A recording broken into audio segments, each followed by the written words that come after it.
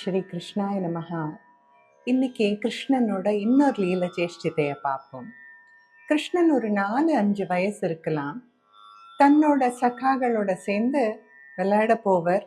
யமுனா தட்டத்துக்கு நந்தபவன்ல இருக்கிற இந்த மாடுகள், பசு மாடுகள், ஆடுகள் எல்லாத்தையும் அழிச்சுண்டு அவர் மாட்டு மேய்க்க போவர். போச்சே ஃப்ரெண்ட்ஸோட போவர்.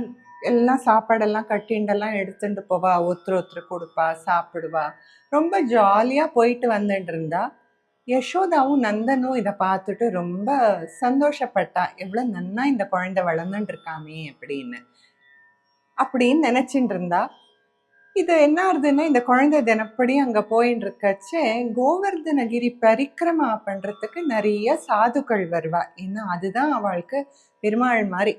ஸோ அதை பரிக்கிரமா பண்றதுக்கு எல்லாரும் வரச்சே போற வரவாள ஒரு 4-5 பேரை அப்படி தினப்படி எங்காத்துக்கு சாப்பாடுக்கு வாங்குவோம், எங்க அம்மா கூப்பிட்டுருக்கான்னு இவர் சொல்லிட்டு இவர் வாட்டுக்கு போயிடுவார்.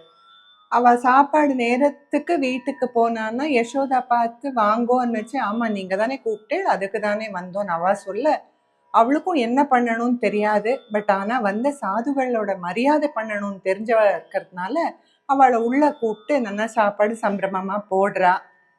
இது ஒரு நாளோட நிக்கல, தினமும் நடந்துட்டு இருந்தது. என்ன நடந்ததுன்னு பார்ப்போம்.